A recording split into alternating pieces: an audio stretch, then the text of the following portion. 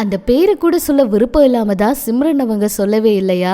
அந்த நடிகை மன்னிப்பு கேட்டு சிம்ரன் கிட்ட ஃபீல் பண்ணாங்களா? வேலுநாச்சியாரை நீங்க அவமானப்படுத்துறீங்கன்னு ஸ்ருதி நாராயணன் அவங்க பங்கேற்ற விழாவில் சர்ச்சை வெடிச்சிருக்கு.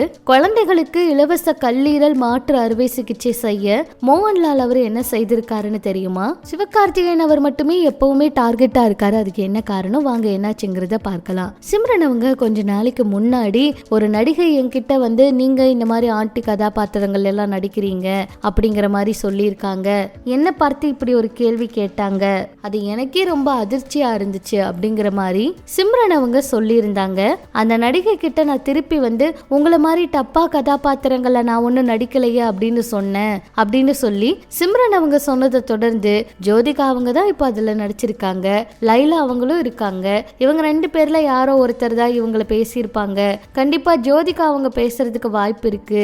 ஏன்னா இவங்க ரெண்டு பேரோட பேரை சொன்னப்ப சிம்ரன் அவங்க வந்து எங்கேயுமே அவங்க கிடையாது, அவங்க என் ஃப்ரெண்ட்ஸ் அப்படின்னு சொல்லவே கிடையாது. சமீபத்தில் இந்த மாதிரி நிறைய கமெண்ட் எல்லாம் வந்துட்டு இருக்க நிலையில சிம்ரன் அவங்க வந்து இங்க எத்தனையோ வெப் சீரிஸ் வருது, டப்பா கார்ட்டல் வெப் சீரிஸ் நல்ல வெப் சீரிஸ் நினைக்கிறேன், நான் இன்னும் அதை பார்க்கல, நான் அன்னைக்கு சொன்னது ரொம்ப சரியா சென்று சேர்ந்திருக்குன்னு நினைக்கிறேன், அது சரியா புரிந்து கொள்ளப்பட்டிருக்கு, நான் அன்னைக்கு பேசினது ஏதோ திட்டத்தோட பேசல, அது உண்மையா எனக்கு நடந்துச்சு, அந்த மேடை எனக்கான மேடை அப்படிங்கிறதுனால நான் அதை சொன்னேன், எனக்குன்னு தனி நண்பர்கள் கிடையாது, இது குறித்து நான் பேசுறதுக்கு எனக்கு வந்து தோணுச்சு, நான் பகிர்ந்துக்கிட்டேன் அப்படிங்கிற மாதிரி சொல்லியிருந்தாங்க.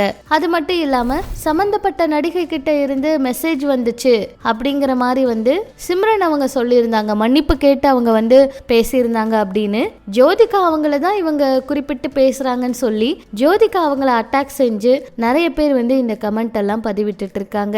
இப்படி இது ஒரு பக்கம் இருக்க, சிறகடிக்க ஆசை இந்த சீரியல்ல ஸ்ருதி நாராயணன் அவங்க நடிச்சிருப்பாங்க. இவங்களுக்கு தொடர்ந்து அடுத்தடுத்து பிரச்சனைகள் வந்துட்டு இருக்கு. இப்போ அவங்க அவங்களுடைய பட வேலைகள்ல என்னதான் வந்து கவனம் செலுத்தினாலும் ஏதாவது ஒரு சர்ச்சையில அவங்களை தேவையில்லாம இழுத்து விட்டுட்டு இருக்காங்க. சொல்ல போனா சமீபத்தில் பாத்தீங்கன்னா ஃபர்ஸ்ட் லுக் போஸ்டர் வந்து வெளியிட்டாங்க.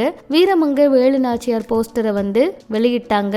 நிறைய பேர் வந்து இந்த மாதிரி சர்ச்சையில சிக்கின ஒரு நடிகை வந்து இந்த மாதிரி வீரமங்கை வேலுநாச்சியார் போஸ்டரை வந்து வெளியிடுறதெல்லாம் நல்லா இருக்கா அப்படிங்கிற மாதிரி எல்லாம் பத்திரிகையாளரெல்லாம் நிறைய பேர் கேள்வி கேட்டிருக்காங்க. அதுக்கு தயாரிப்பாளரும் படத்தோட ஹீரோவுமான விஜய் ஹவுரிஸ் அவங்க ரெண்டு பேருமே ஸ்ருதி அவங்களுக்கு சப்போர்ட் பண்ணி நிறைய கருத்துக்களை பேசிக்கிட்டு இருக்காங்க. இப்படி இது ஒரு பக்கம் இருக்க, மோகன்லால் அவருக்கு வந்து பிறந்தநாள் வரதை தொடர்ந்து நிறைய குழந்தைங்களுக்கு அறுவை சிகிச்சைக்கெல்லாம் வந்து உதவி பண்ணியிருக்காங்களாம். 65வது பிறந்த நாள்ல பல்வேறு அறிவிப்புகளை வெளியிட்டிருக்காரு. அது ரசிகர்களுக்கு இன்ப அதிர்ச்சியா வந்து கொடுத்திருக்குன்னு சொல்லலாம். நிறைய குழந்தைங்களுக்கு சிகிச்சைக்கு வந்து மருத்துவ செலவை ஏற்றுக்கிட்டு உதவி செய்யறதெல்லாம் ரொம்ப பாராட்ட வேண்டியது அப்படின்னு சொல்லி நிறைய பேர் வந்து அவருக்கு பாராட்டுகளை தெரிவிச்சிட்டு இருக்காங்க. இப்படி இது ஒரு பக்கம் இருக்க, சிவகார்த்திகேயன் அவரை மட்டும் அடிக்கடி டார்கெட் பண்றாங்களே, என்னப்பா காரணம் அப்படின்னு தான் எல்லாருமே நிறைய கேள்விகளை கேட்டுட்டு இருக்காங்க. ஏன்னா சிவகார்த்திகேயன் அவர் வந்து சினிமாவுக்கு வந்து நிறைய பிரச்சனைகளை வந்து சந்திச்சிருக்காரு அப்படின்னு சொல்லலாம். இப்ப முன்னணி நடிகரா இருக்காரு. எஸ்கே அவரை கிண்டல் பண்றதுக்கு வாய்ப்பே இல்லை. ஏன்னா அவருக்கு எல்லா தகுதியும் இருக்கு, நல்லா நடிக்கிறாரு, எல்லா திறமையுமே இருக்கு. சொல்ல போனா சினிமா மட்டும் கிடையாது, எந்த துறையா இருந்தாலும் புதுமுகங்கள் யாராச்சும் வந்து அவங்க முன்னேறினா அவங்களுக்கு ஏதாவது பிரச்சனைகள் தொடர்ந்து கொடுத்துட்டே தான் இருப்பாங்க. இப்படிதான் சிவகார்த்திகேயன் அவர் நிறைய இடங்கள்ல வந்து டார்கெட் செய்யப்படுறாரு. மீம்ஸ் எல்லாம் போட்டு யாரு என்ன பண்ணாலும் சிவகார்த்திகேயன் அவருடைய வளர்ச்சி அவங்களுக்கு பதிலடி கொடுக்கும் அப்படிங்கிற மாதிரி எல்லாம் ஒரு சில விஷயங்களை அந்த பத்திரிகையில எழுதியிருக்காங்க. இதை பற்றி உங்களோட கருத்துக்களை சொல்லுங்க. இன்னும் சில தகவல்களை தெரிஞ்சுக்க நம்ம சேனல் கூட இணைஞ்சிருங்க.